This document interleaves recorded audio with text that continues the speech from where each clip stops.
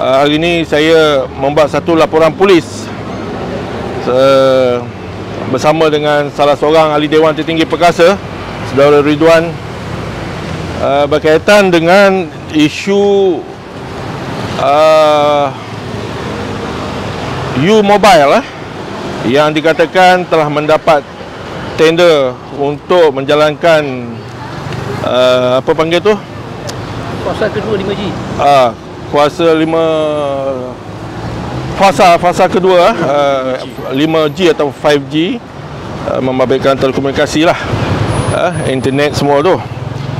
Yang isunya adalah kerana ada pendedahan oleh media-media, pelbagai media. Ada media yang tanpa rujuk kepada mana-mana media lain, ada media yang merujuk kepada sumber-sumber media lain, dan ada juga yang merujuk kepada SSM berkaitan dengan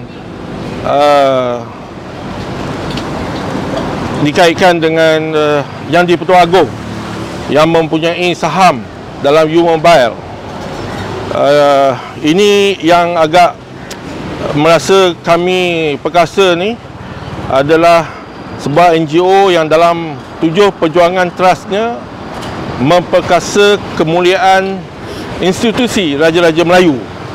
Jadi bila dikaitkan yang di-Pertuan Agong dengan sebuah syarikat dengan mempunyai saham lebih kurang 22% dalam U-Mobile ni, rakyat agak keliru sama ada berita ni berita benar atau berita palsu,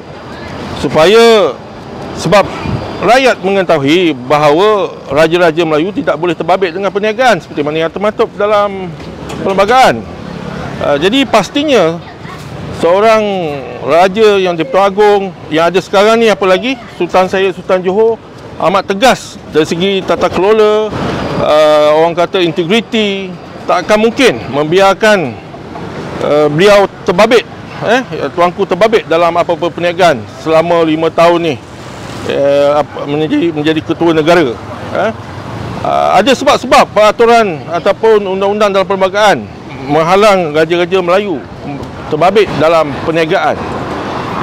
Jadi saya buat laporan polis supaya laporan polis boleh siasat dari punca mana mereka dapat.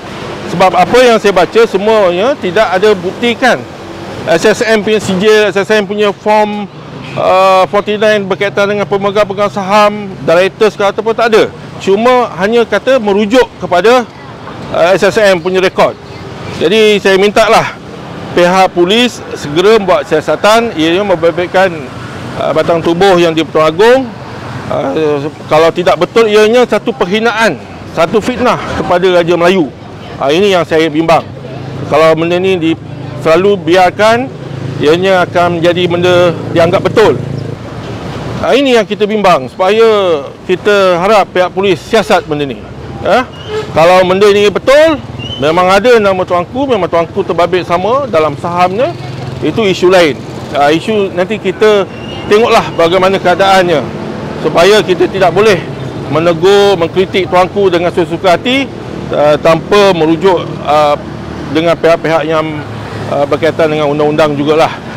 Kita betul-betul berkaitan dengan, terkait dengan mana-mana raja-raja, kita harus berhati-hati untuk mengeluarkan kata-kata. Cuma yang keduanya berkaitan juga dengan isu ini, U-Mobile ni, Perkasa juga heran. Perkasa juga heran kenapa ada sebuah syarikat U-Mobile ni lah, ada pemegang saham yang begitu besar sekali, hampir 50%. Dan syarikat ini adalah syarikat asing, syarikat daripada Singapura. Pelik betul. Sebenarnya tender ataupun projek 5G ni sangat-sangat bagus, mungkin menguntungkan besar.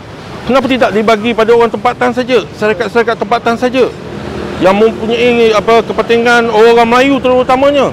Saya lihat dalam berapa pihak yang ada dalam senarai pemegang saham, berkaitan ada PNB pun ada satu wang simpanan wap tak silap saya pun ada, hanya tak lebih daripada 3% totalnya untuk orang Melayu tu. Ini yang kita bimbang. Lepas tu kita tengok banyak syarikat-syarikat yang token-token yang kita kenali memang dah kaya-kaya. Maha kaya. Ini betul-betul maha kaya. Ini yang sepatutnya yang Datuk Seri Anwar Ibrahim tengok. Kenapa maha kaya ni diberi lagi? Ini yang kita sedih lah. Terutamanya syarikat daripada Singapura. Saya minta kajian. Tengok balik pemberian tender ini. Walaupun agak boleh tersentuh juga dengan kepentingan Yang di-Pertuan Agong. Kalau betul tuanku ada saham, itu bagaimanalah kita minta kajian, pandailah cara untuk menanganinya.